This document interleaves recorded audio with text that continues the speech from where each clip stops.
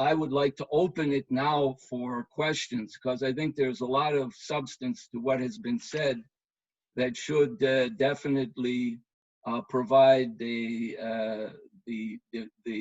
subject matter for discussion for all of the speakers. It's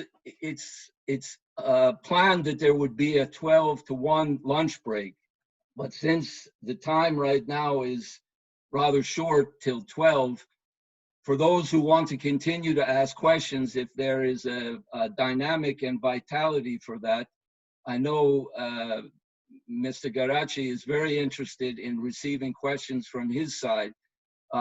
And I think that's the best way to create the kind of dialogue and dynamic that we want to establish. So I will open it now, and I would like to hear if maybe somebody has a question. I can unmute, or you can unmute yourself, but not everybody at once, otherwise it will be a bit chaotic. Is there somebody who would like to be first in the Q&A? There were some questions submitted in writing earlier, Stephen. Okay, I can check if there is not. Shall I read one of them? Yeah, if you have them there, you can go ahead. Take. Okay, the first question was from Liliana Gurini in Italy. She says, my name is Liliana Gurini, chairwoman of the Mou Still in Italy. I have a question for Professor Geraci. Is the MOU still in force? That's the Belt and Road MOU between Italy and China, still in force, or is it the present government adopting the European view as it does in all other issues? That was one question. Maybe Professor Geraci can answer now. Okay, I'll answer quickly. Thank you, Hussein. The MOU is still in force, and so there's been no change in the MOU. It's there. Of course, there's been, with the changing government, delays, uncertainties, and so it has not been actively used, and that is a pity. So many of the ideas that were built in the MOU have not been carried out with the speed and intensity that I would have liked. So it is there, but in practice there has been a little bit of delays. So the government, probably Liliana, you do know that the current government is more in line with my thinking. Minister Di Maio and I have worked together. Minister Di Maio is Minister of Foreign Affairs in Italy. And so he very much also supports what I did. I was his vice. So the fact that he's in the government, even if I'm not, I think it's a sign of continuity. And I can talk for him and say that he does want to carry out this plan. So it is the view of the current government is in Italy is not the same as the European Union, where we see that China is a systemic rival. You would probably remember that he went to the airport to welcome the Chinese goods arriving, masks, and so on. So he's been on the forefront of all these international engagement, and that's been very positive. And of course, you know, the practice, we have to be pragmatic. The MOU was signed in March. Our government collapsed in the summer. So we had 3 months from August to December trying to figure out who the new government was going to do. And then we had the virus. So basically, you know, that's what happened the last 8 months, nothing. But c'est la vie. Grazie mille. Thanks, Grazie. Professor Geraci. Grazie, Liliana. Thank you. Ambassador Borges, could you please present your question? And I saw that you have a question you would like to pose. You want to unmute your... Yes. Okay. Thank you again. I found really very stimulating all the exposés and especially the exposé by Mr. Hussein Askari, with which I'm in, I would say, full agreement. I think it should be more well known, and that's why I asked him if it would be this or a similar expose available on YouTube or some other platform. I mean, within this webinar, surely, but also separately. I would like to refer to it. Also, going to my question, I noticed that looking at the map of Europe and the BRI, it goes up to the Iberian Peninsula, to Spain, and then it goes down to Morocco. Maybe this question should be addressed not to you, but to my own authorities. What is their thinking? Because as you know, Portugal signed the MOU with the BRI, and so we are sort of a member of the BRI along with Italy. And also, I did not mention that because I did not want to be too long, and I refer that in a previous seminar. China has very important investments in critical areas, strategic areas like healthcare, like energy, infrastructure, etc., etc. So my question is, why does it go southwards and not to straight to Portugal, to Lisbon or Porto? Or I should ask my minister about this, but I want to, if someone can comment on that, I would be grateful. Thank you very much, Stephen. Yeah, Mr. Ascari, you're welcome. Okay, thank you, Ambassador, for your feedback. Concerning the Portugal, and there is a straight line going directly. It's called the Maritime Silk Road, which actually is turning the Mediterranean into a bridge between east, west, and south and north. You know, not only the Piraeus port we have in Italy, certain ports are being developed as part of the Maritime Silk Road. You have in Spain, Portugal, but on the other side we have in Egypt, in the Suez Canal area, the Port Said, there's a huge activity going on for logistics, but also building industrial zones. We have in Algeria, China is involved in developing ports, and also in Morocco, which is across the Gibraltar Strait from where you are. And if you have seen our previous presentations on the Belt and Road, it's not simply a trade route, it's a development mechanism. And from there are now projects even to build a tunnel under Gibraltar between Spain and Morocco, which will include high-speed rail. So that's a direct connection between Portugal, Spain, or the Iberian Peninsula into Africa. But the question is, how much European, your question to your government is quite appropriate, because how much Europe can be involved in the Belt and Road, but also development process in Africa. And I think that one other speaker, one other participant had sent a question on how Europe can participate, which I can answer it also here, is that Europe can participate in the Belt and Road in two ways. One, at home, is taking advantage of the offers made by China for financing and building or co-building, or co-financing infrastructure, which is badly needed in Europe. Here in Sweden, we badly need a new railway system. We need a new metro system. We need many other things in infrastructure. And that's the same goes for all European countries. The other way is by Europe joining China, both in financing, like in the Asian Infrastructure Investment Bank, or directly through bilateral and trilateral agreements to finance and build projects in Africa or in South America. But Africa is closer to Europe.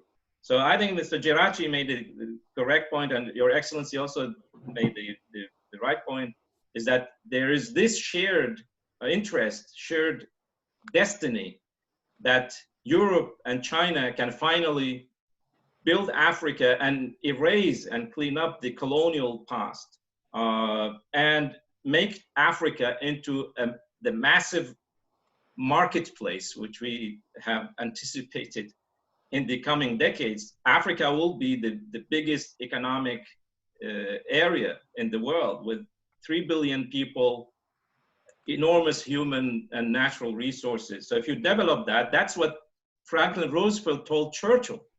He said, after the war, we will develop Africa. The same way we developed the United States. We will build infrastructure, healthcare. Sucking the blood of Africans gives you pennies. But if you do fair trade, if you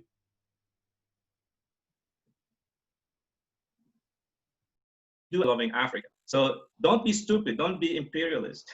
You can make more benefit for yourself by making others wealthier.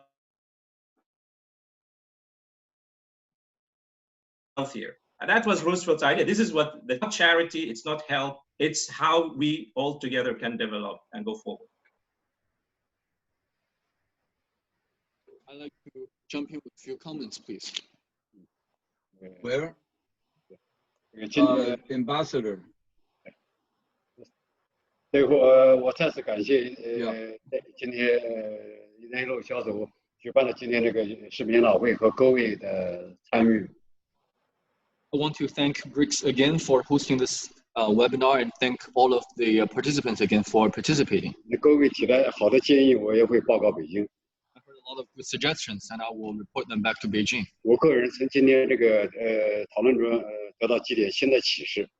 Personally, I have several takeaways. 一个就是一带一路是符合全球化发展趋势，符合各国发展的沿线国家发展的需求，也取得了实实在在的成果，也惠及了沿线国家的普通老百姓。The first takeaway is BRI is truly in line with the global trend of globalization. It meets the needs of people along the BRI and it delivers tangible benefits and truly benefits the people and countries along the line. 第二，一带一路是中国向全球提供的一个公共产品，但是各国可以从中选择符合本国需要的项目。The second is BRI is an international public good provided by China, but countries participating in this initiative can choose what they need. 也就是说，在“一带一路”框架下的具体合作，中方尊重“一带一路”沿线国家的这个意见需要。That is, carrying out BRI cooperation, China respects the respective wills and needs of countries that participate. 第三点就是刚才那个施马先生说的，更接近了我这个看法，就是“一带一路”不是中国向沿线国家单方面推荐的产品。我们中国希望通过“一带一路”，更希望通过“一带一路”吸引沿线国家的投资、商品和技术。Inspired by what I heard from Mr. Nagashima, that is the Belt and Road Initiative is not something that China is trying to unilaterally present to countries along the route, but also something that countries along the route have a lot to gain from China's offering. 作为一个中国公民，我在国内工作，跟各个地方我强烈的感受到中国普通老百姓对于高质量产品消费品的需求，需求太旺盛了。Chinese person, I have a strong impression of how much Chinese people need high quality products. 所以建议各位大使专家多向中国市场推销本国的高质量的商品。I suggest your excellencies and experts here can present more high quality products of the countries to represent the Chinese market. 最后一点，即使在中国现在像刚才准铁司导所推荐的这些中国一些公司在世界上领先的这些方面，我们仍然有很多需要向欧洲国家学习。Last but not least, indeed there are some areas where China leads the world, including what we heard from CEO of CRTG in Sweden. But there are also many areas where China can learn from other countries, including European countries. 比如我18年夏天自驾到挪威、丹麦去旅游，我自驾的路线经过了挪威一个世界上最长的隧道50公里，半个小时才能这个全程通过。For example, in the summer in 2018, I was on a road trip to Denmark and Norway. I was really impressed with the longest tunnel you can ever see on Earth. That is a tunnel of 50 kilometers. It takes me half an hour to finish in Norway. 但是我和夫人，我下了车，我夫人坐在车上都非常震惊。So impressed, me and my wife. 但是我还到现在，到目前为止，我还没有听到我们国内有50公里长的这个隧道。So far, I'm not aware that we have such a long tunnel in China as long as 50 kilometers. 总之，中国虽然发展比较快，有一些基建项目啊，包括有些技术世界领先，但是中国更多的还是需要向欧盟、欧洲这些先进的国家学习借鉴。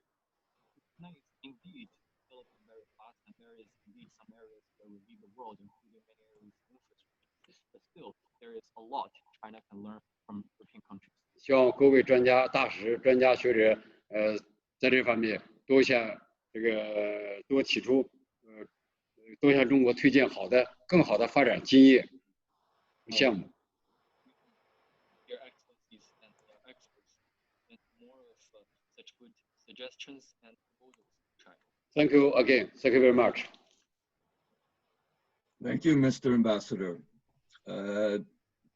There could be other questions. I just wanted to underline a certain point which Mr. Ascari was developing clearly in his presentation, but it is not often understood that the question of creating so-called money in what we are doing today, for example, in Sweden, almost 100 times the amount of money that is being invested even in the stock market is just going into monetary speculation.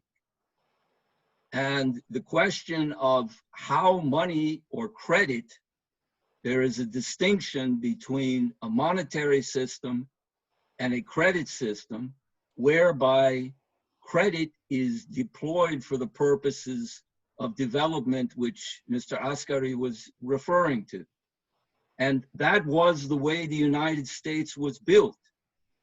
The irony of today, and President Franklin Roosevelt was an enemy of Wall Street. When he came to power, he basically took on Wall Street and the speculators. And that is unfortunately right now, what is going on in the United States is that Wall Street is determining how money will be deployed.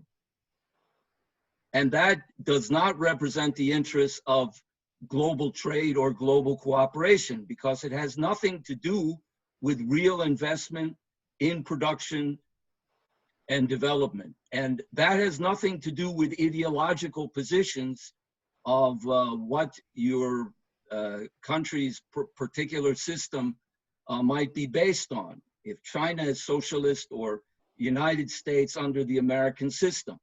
It's a scientific principle of how you invest as a nation in order to develop the best interests of the people. That's what the United States stood for. Unfortunately, there's a lot of ignorance, lack of knowledge that either does not wish to be identified in today's political situation, but hopefully part of the efforts that we are making here, also in Sweden, can raise this question, because credit should be going for these kinds of development projects, not simply to be pumped into speculative money markets. And there are ways that this can be addressed. I won't go into them now, but I will make some remarks at the end, and maybe there are more questions. But I think it's a very important point to understand, because very often China is attacked right now by the European Union because of their financial policies. Other which are directed more from a standpoint of preventing speculation. And the United States was built by preventing speculation, having a national bank, which Hamilton established in order to ensure internal improvements. There's a question. Yeah, okay. I think in the afternoon panel, we'll see more of how this policy, which we discussed, can be implemented in Sweden and the North by our colleague, Ulf Sandmark and others. There was a question by Deborah, which either Ambassador Gui or Mr. Geraci can answer. She says, can anyone speak to the legal systems and the differences between the EU and China when dealing with disputes? So if either of you wants to answer that question, Ambassador Gui or Geraci, on legal disputes or legal issues when there is a dispute. Does the ambassador want to say first and then I jump in? Sorry? If the ambassador wants to first and then I'll jump in. Okay. Yes, Mr. Ambassador. I do not have a lot of specific knowledge on this issue. 我只知道这个我们的中国政府这个要求本国企业组织以后要尊重出在国的法律法规。As far as I know, the Chinese government requires companies that operate overseas to respect local laws and regulations. 那么，如果发生纠纷的话，我们中国企业肯定要尊重出在国法律的这个调解。If a dispute indeed arises, then the Chinese government asks our companies to respect the local laws and regulations. 我在国内主管这个俄罗斯和对欧语前苏联国家工作的时候，都是中国政府都是这么来处理这个中国企业在境外发生的纠纷的。Well, when I was working back in China, I was responsible for Russia and the Russian-speaking countries' related affairs, and the approach that I just mentioned is exactly the approach the Chinese government upheld when it saw, such dispute. 如果要具体的回答这个问题，我可能还需要下面做点功课。I probably need to do more homework for me to answer this question more properly. 谢谢。Thank you. Thank you. So Geraci, do you have any experience of legal issues? Mostly, there is how to say in a clear way, some of the disputes have related to the maybe enforcement of contract, and again, culture here comes into play. I'll try to understand really not just the wording, but the meaning beyond the word and how the Chinese side interprets almost on a common law system rather than what the word really specified, the agreement between companies. And we have had the cases that have made schools, the Wahadanon, for example, with the JV, and this was like, I think 13, 14 years ago. I do find that the most of the European companies that do find into legal difficulties, maybe enforcement of contract suppliers and so on, are due a little bit to the automatic transfer of the European legal system into Chinese customs. So then they tend to make a little bit of mistakes. For example, one is the IPR that always come up. Data protection, some activities maybe that European companies complain on the Chinese side of, let's say, emulation, copying and stuff like that. And the Chinese response has normally been, I'm giving you here a general description, we are a developing country. Even Van Gogh copied the painting from Japanese. So in a way, there is like an elastic band. The China evolves towards a strict legal and enforcement system, but it is not there yet. And we have seen, for example, good progress in the latest Liang Hui in the double session with the reinforcement of the civil law. And this is what I recommended to European companies.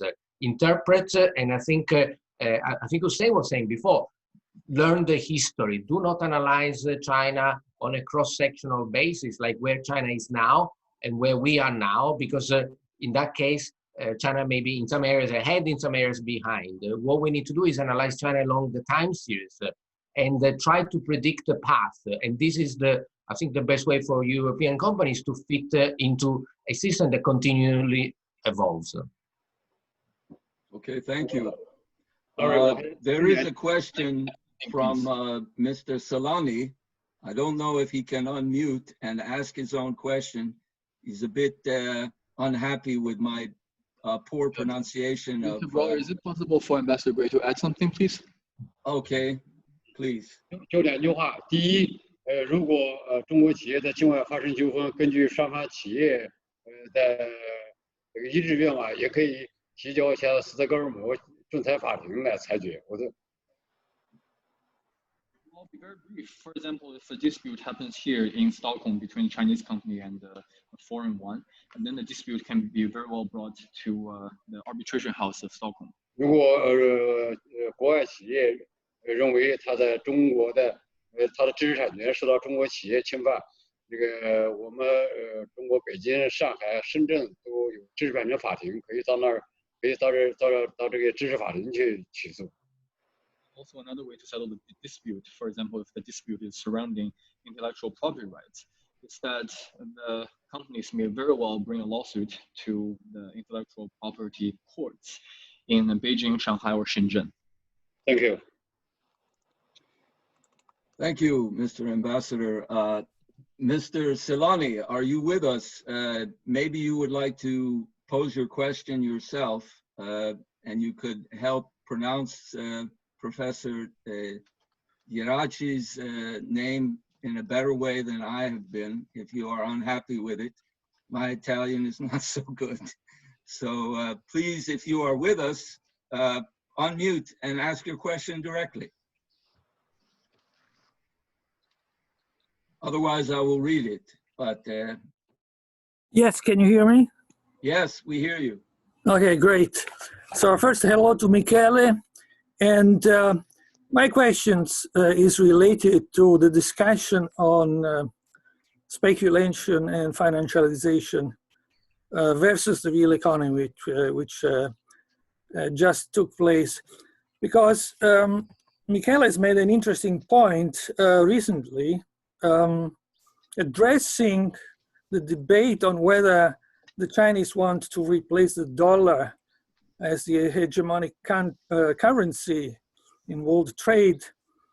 And his point was that, no, the Chinese don't want, I synthesize it, they don't want this because they don't want George Soros to determine the value of their currency.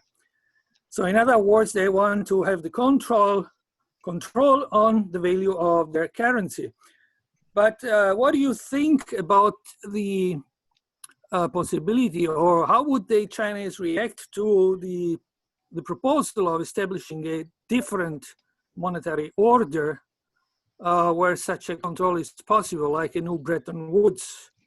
What kind of provision would such a system, should such a system have in your view, so that the Chinese would join it? Question for me, Claudio? Yes. Thank you. I tell you, I reemphasize my view, and it's a bit of a technical and political assessment. From a technical point of view, the gains of having an international currencies do develop over time. And for China, at this stage of development, it is not a good idea to have the renminbi as an internationally fully traded currency used for reserve purposes, because it would hurt the current deficit, and it would, China, like you said, Claudio, China would lose one of these valves. I always compare China to having the opportunity to open and close certain doors, current account, capital account, value of the renminbi, interest rate, depending on the need of their own economy. China, although of course now is looking at the Belt and Road, the main worry for the Chinese policymakers is how to lift the remaining 23 million people out of poverty, how to reach a prosperous society. Engaging with the rest of the world is a must do, but it's probably something that one would avoid if they could. So having the international currency, I think the best solution for China has been entering the basket of SDR, which is something that gives the renminbi its weight in this basket of international currencies. There is a initial recognition. It was done by Christine Lagarde in 2014, I believe. China tends to trade more, and the renminbi is more and more used for intra-trade country, even within the Silk Road. But really, having an international currency, Claudio, is not a good idea because that's think of the United States. Every time there's a global crisis and the U.S. economy goes down and takes down the rest of the world, and the U.S. would like to devalue the dollars to boost the export, the whole world buys gold and dollars, and the dollars goes up. So you get into this problem. But this is, maybe the ambassador can correct me, the main worry of policymakers that I've seen is to worry about poverty, employment, and reaching this level of prosperous society, Xiaokan. And this is what has been done in the last 40 years. And this is indeed been, if we read the work report by Premier Li Keqiang and the output of the recent two sessions, we also see this emphasis on domestic issues, poverty issues, and welfare of citizens. Thank you. You're welcome. Can I, if there is no further question, to Ambassador Gui, if possible, because there's a big discussion now in the EU and even here in Sweden, is to try to find ways and institute laws to limit Chinese investments in Europe and in Sweden, with the excuse that China's investments in sensitive, so-called sensitive infrastructure and telecommunications poses a threat to the security of Europe and Sweden. So how do you counter that? 这个根据我在国内和企业打交道的经验和来瑞典以后跟中瑞双方企业打交道的情况来看，这个对外投资，首先它是都是中方企业的商业行为。 Long experience in dealing with the business community in China and also sometimes interact with the Chinese business community here in Sweden. My impression is that they carry out business operation in the business way. 那么中国政府鼓励企业对外投资，但是这个一个是态度上是鼓励，但是同时为企业对外投资创造有利的这个条件，但是前提是中国自己企业愿意出去。第二，到驻在国的投资要符合驻在国的产业政策。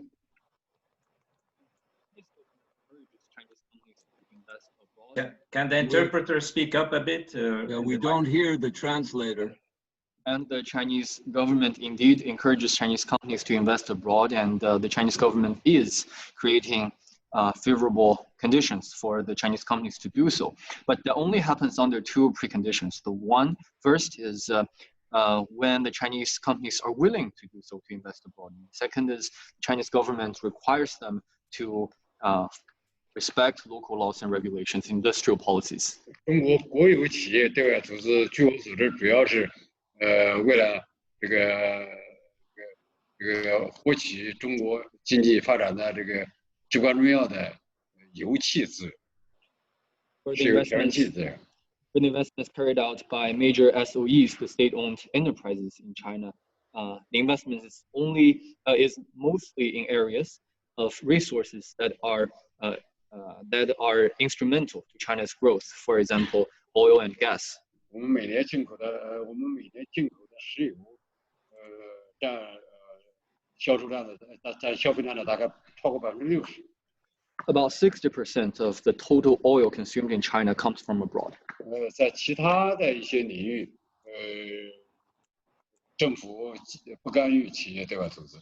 And in other areas, the government definitely stays out of the business of the companies. 包括据我在瑞典了解到的情况看，这个没有一家国有企业来瑞典。 As far as I know, not a single state-owned company invests in Sweden. 都是民营企业、个体企业是双发这个企业资源的。 They're all private companies operating in Sweden. 我想呢，经过现在瑞典包括欧盟一些政治精英说要限制对中国企业来瑞典投资，但是我听到的更多的瑞典企业家和商人是欢迎更多的中国投资来到瑞典。 These private Chinese companies make the investment on voluntary basis. We hear a lot from political elites from Sweden and Europe as a whole to limit Chinese investment. But what I hear more from the business community in Sweden is they want more Chinese investment in the country. 所以我觉得，无论是对待中国企业到国外投资也好，还是外国企业到中国去投资也好，当然我们非常欢迎外国企业到中国。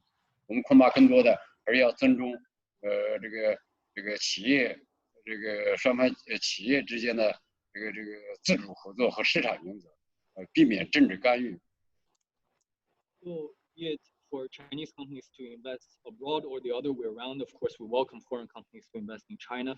The most important thing is for us to respect the economic cooperation on the voluntary basis between our companies and for political interference to be avoided.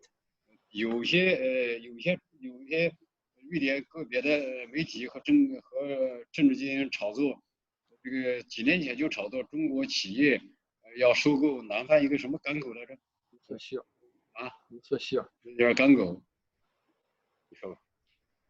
For one such example is years ago we hear a lot of noises on Swedish media or by Swedish political elites that they say Chinese companies are going to buy the Lysekil port in the south of Sweden. 而且说是中国政府，这是中国政府的行为，中国政府要控制瑞典的基础设施。我们当时就向国内了解了，中国政府这个包括中国国有企业根本就不知道这么回事的。 That is the Chinese government behind the purchase, and the Chinese government is trying to control the infrastructure in Sweden. As soon as we heard this, we tried to learn from our domestic authorities and state-owned enterprises. We never heard of such a thing. 包括我本人都是从媒体上知道的。I actually got this information only from media. 实际上，中国这家和香港的这个民营公司，跟哥德堡只是在一个很低级别的这个层面探讨。 In fact, what happened was a very low-level consulting between a private company in Hong Kong, China, and Gothenburg. 实际上是用哥德堡港务局、哥德堡港这个当局的这个建议，他们之间接触商谈的。 Actually, the engagement and consulting was initiated by the port authorities in Gothenburg. 后来哥德堡港务局的这个负责人专门找到我，希望中国政府支持这个哥德堡跟中国的上海等大港口这个直接这个叫通的海航嘛。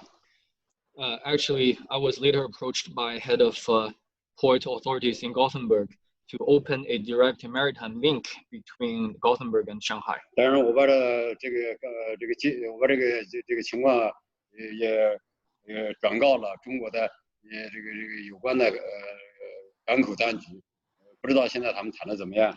Of course, I reported this suggestion back to the maritime authorities in China. I don't know how far they have, where they are in the negotiation. 我向大家介绍这些，就是一点，就是根本的一点，就是这方面投资合作也好，这个“一带一路”合作也好，还是要按照市场原则尊重企业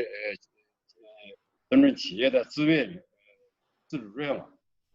The point of these examples is that such interactions need to be carried out on a voluntary basis and on market principles. 不要把企业之间的自愿的合作、商业合作政治化，这个贴上政治标签。and to avoid politicizing voluntary business cooperation. Thank you.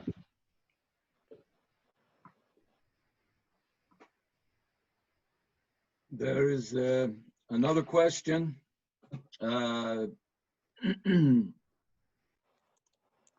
What role should China play to change the perception of European nations about BRI? And that's directed for His Excellency Ambassador Gui. 问题就是中方可以采取什么措施来改变欧洲对于“一带一路”的看法？我想呢，就是首先，这个我们刚才有位朋友讲的非常好，就是这个无论是这个在媒体层面还是公共层面，我希望这个西方的瑞典、欧洲国家的媒体也好，这个智库也好，能够客观的介绍中国。Well, I think one important thing is for media and think tanks in Europe to report on Belt and Road Initiative objectively. 中国作为一个发展中国家，无论在各个方面都还存在着这样那样的问题，甚至不足，需要去解决。Indeed, China as a big developing country has some shortcomings and weaknesses that we need to address. 那么如果这个欧盟国家包括瑞典的媒体也好，智库也好，天天只报道中国发展中存在的问题和不足，那必然会影响到“一带一路”这个外国政府和公众对“一带一路”的这个理解这认识。If European companies and think tanks and the Swedish ones only focus on the shortcomings and weaknesses of the initiative, then of course that will negatively affect the perception on this initiative by the publics and governments of these countries. 所以我们欢迎这个各国的媒体、智库、记者多到中国去看看现实的“一带一路”建设情况，多到中国跟“一带一路”沿线国家多去考察中国跟“一带一路”国家的实际合作情况。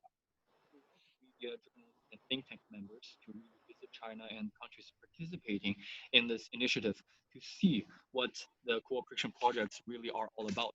看看中国跟沿线国家的“一带一路”合作究竟发生了什么。See what to see what benefits such cooperation has yielded. 在这方面，我也特别感谢“一带一路”和今天参加这个视频的各位这个葡萄牙大使，还有这个意大利朋友、挪威朋友和“一带一路”专家的这个所做的工作。And I would like to especially thank BRIX for organizing this event and thank Ambassador of Portugal, my friends from Italy and Norway for sharing their insights. 特别希望各位多跟本国的政府或者是公众解释这个说明，中国更希望通过“一带一路”来，中国欢迎沿线国家通过“一带一路”把这个向中国市场扩展。